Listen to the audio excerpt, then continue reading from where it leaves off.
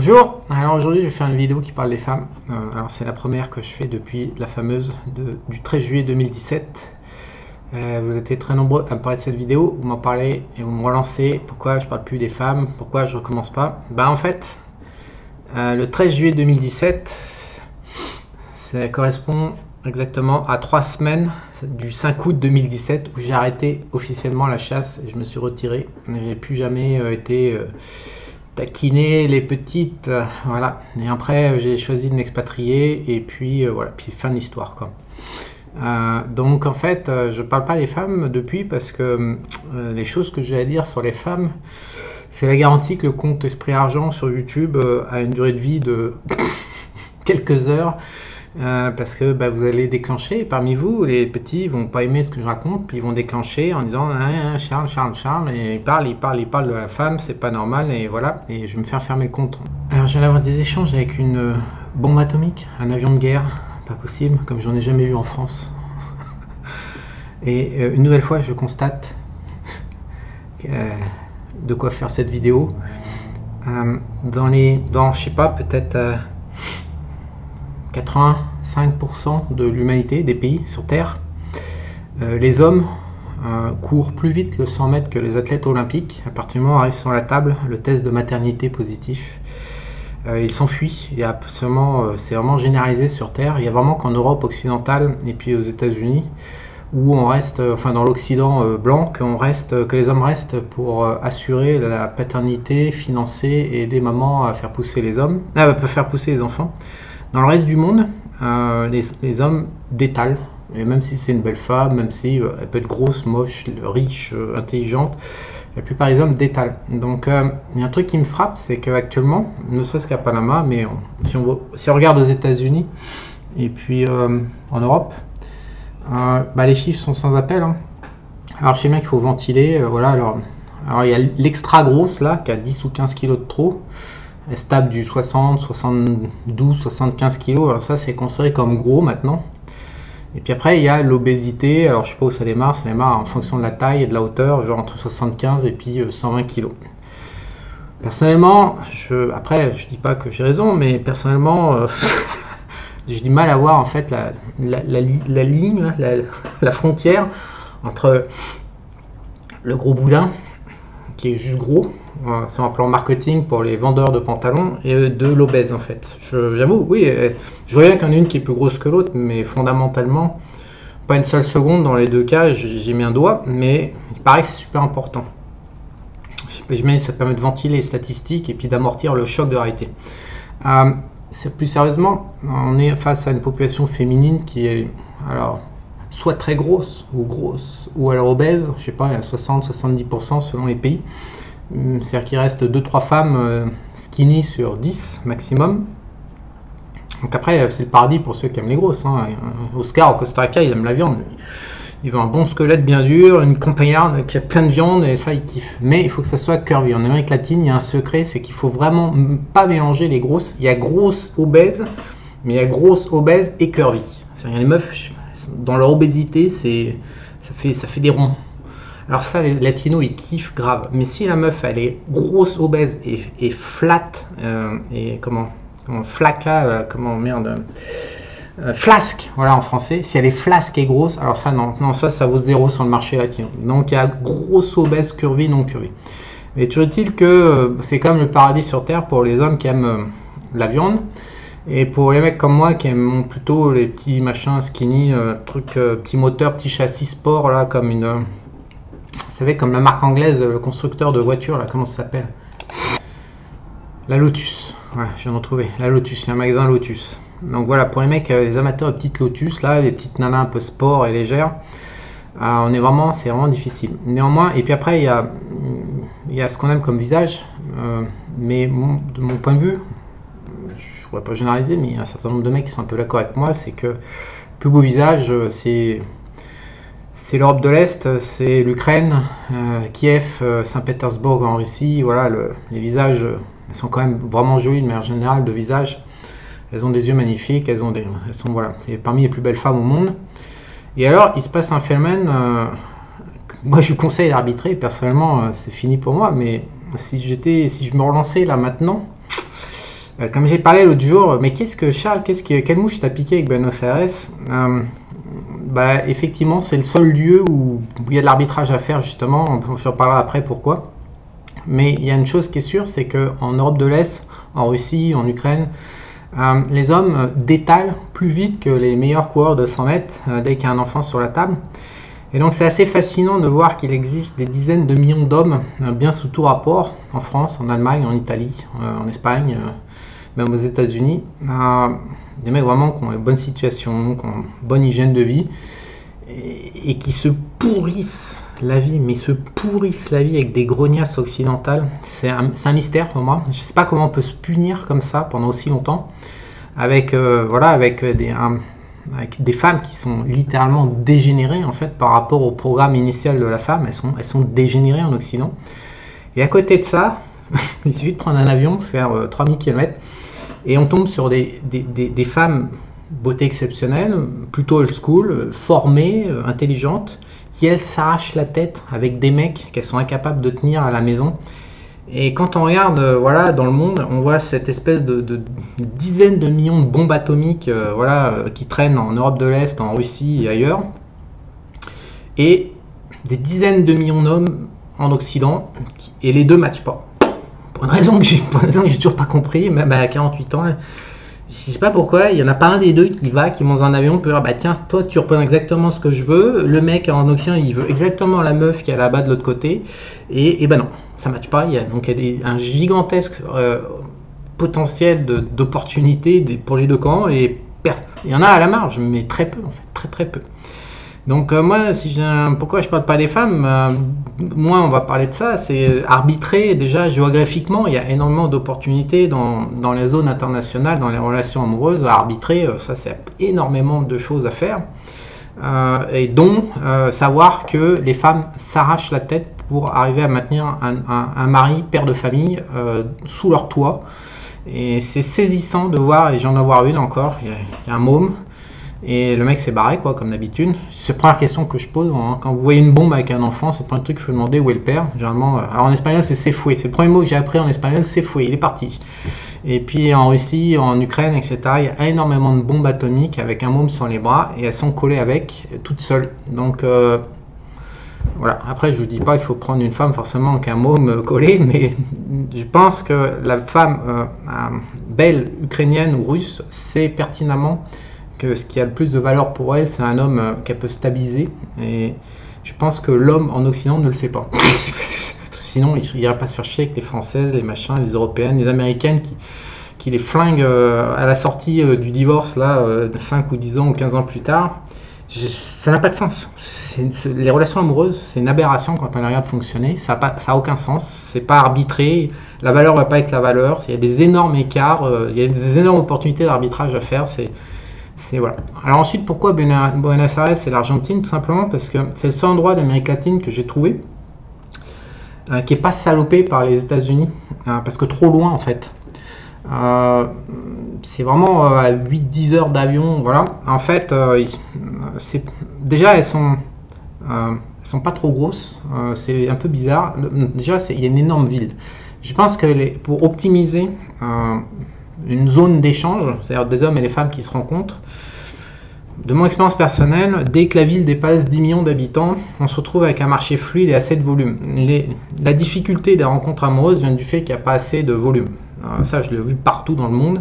Dès qu'on se retrouve dans les villes, pour ça que je choisis Bangkok, parce qu'il y avait 12 millions d'habitants en journée, donc dès qu'on se retrouve avec des villes de plus de 10 millions d'habitants, immédiatement, il y a une telle quantité, sur le marché est disponible, toutes les couches, les sous-couches, les catégories psychologiques, de beauté, de machin, et il y en a tellement, parce que généralement, on ne va pas matcher avec 50% ou 75% d'une population targetée, on va matcher peut-être à 5%, et puis dans les 5%, il y aura toujours un taux d'échec assez important, donc plus la ville est grande, plus on peut trouver notre spécificité, en volume suffisant pour pouvoir l'opportunité d'échouer jusqu'à trouver la bonne dans notre univers qu'on cible à ça. Donc une ville de 10 millions d'habitants, c'est le paradis, déjà tout de suite ça change la donne, c'est super important de mon point de vue de targeter une grande ville. Alors après, quand par exemple on target comme moi les skinny, en Amérique latine, là on n'est plus à 60% d'obésité, là Là, on titille les 80 ou les 90% de grosseur et d'obésité. Vraiment les femmes sexy, et c'est dommage parce qu'elles ont des telles ossatures, les latinas à la base. Et on les voit, hein, quand elles ont 10 ans, 12 ans, 15 ans et qu'elles n'ont pas encore pris la malbouffe dans la tête, on se dit putain, ça va donner une bombe. Et puis en fait, à 16-17 ans, c'est l'effondrement. Et généralement, quand on y touche avant 18 ans en Amérique latine, ça se passe pas très bien. Ils ont tendance quand même à nous choper, à nous mettre en prison. En plus, moi, j'aime pas les jeunes femmes parce que j'ai trouvé inexpérimentées. Mais toujours est-il que voilà, il y a une zone tampon entre 15, 16, 17 ans où c'est encore bien. Puis après, c'est foutu. Elles explosent mais elles explosent. Ça explose. Des nanas, j'ai jamais vu ça de ma vie. Si, il y a mieux encore aux États-Unis probablement, mais bref. Donc l'Amérique latine, c'est assez compliqué. Il y a deux phénomènes. Un, tout le monde est vraiment très. Il y a vraiment une malbouffe démentielle. Et il y a Grand Frère Ricain. Alors Grand Frère Ricain, il est cool, mais il a quand même tendance à un peu saloper tout ce qui est joli sur Terre. Hein. Ses valeurs sont pas super. Moi, je suis pro-américain, je m'en cache pas, mais je ne sais pas dire que je suis aveugle. Les valeurs de Grand Frère américain, c'est un petit peu vide quand même, un peu matérialiste, et puis ça salope grave. Donc on le voit avec les Colombiennes et puis les Vénézuéliennes qui sont quand même dans la région les souches des femmes les plus jolies, quoi. Pour moi, la meilleure région que j'ai isolée, si je devais les rechasser, je vous la recommande vraiment parce que c'est tellement, ça fait fracture de la rétine de les regarder. C'est vraiment tout à gauche du Venezuela et tout à droite de la Colombie, pas loin de la mer. Il y a une espèce de zone tampon, là, il y a un réservoir génétique, les femmes sont sublimes.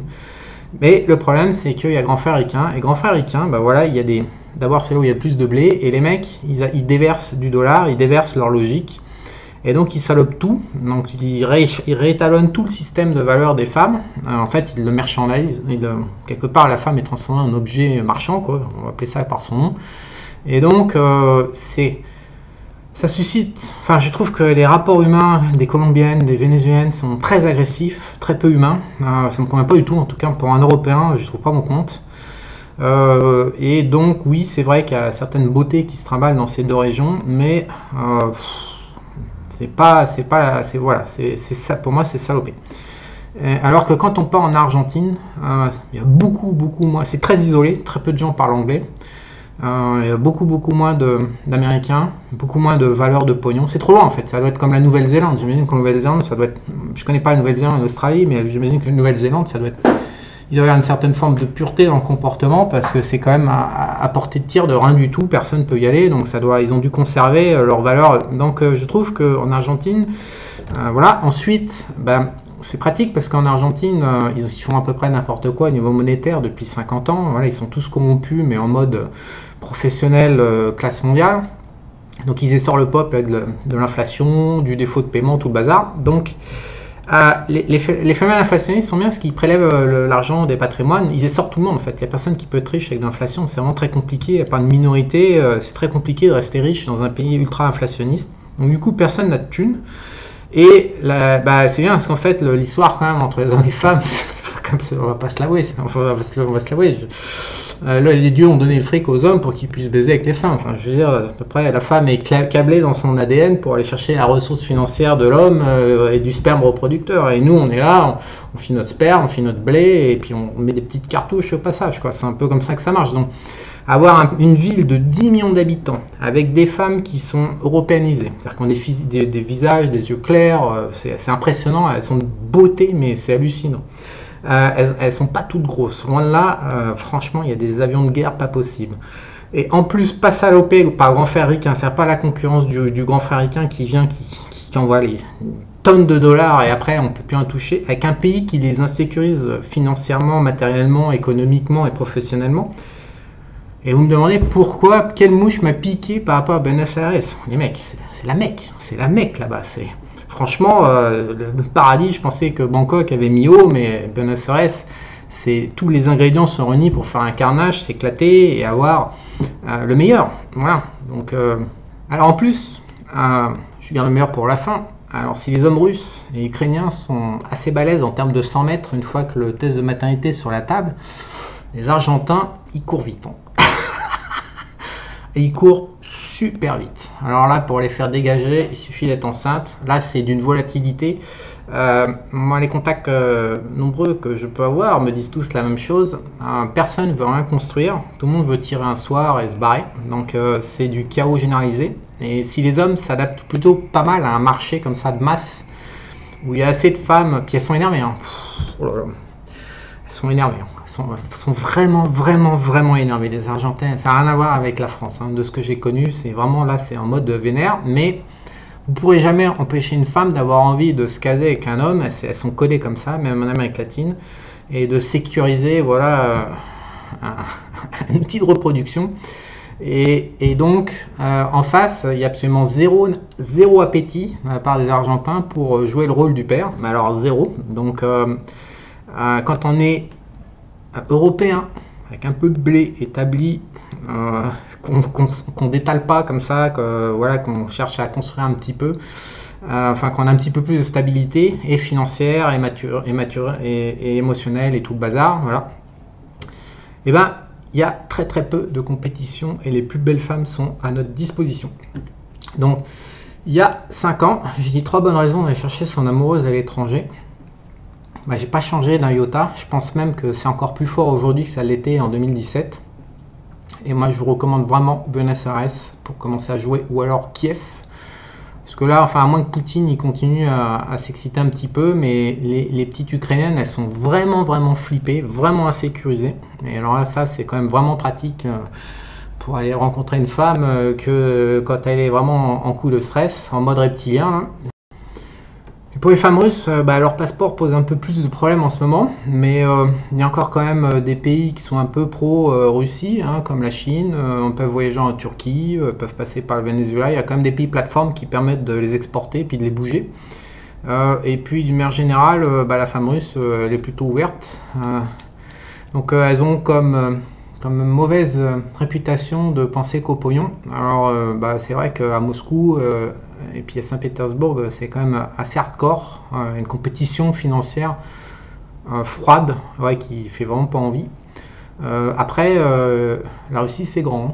Il y a d'autres zones où il y a toujours moyen de trouver des jolies petites poupées, très éloignées justement de cette classe internationale. Il est clair que, enfin, moi si je dois vous donner quelques chiffres, tant que la nana, elle va shooter sur Instagram. Alors déjà, les Russes n'ont plus accès à WhatsApp. Je crois qu'ils n'ont plus accès à Instagram ni à Facebook.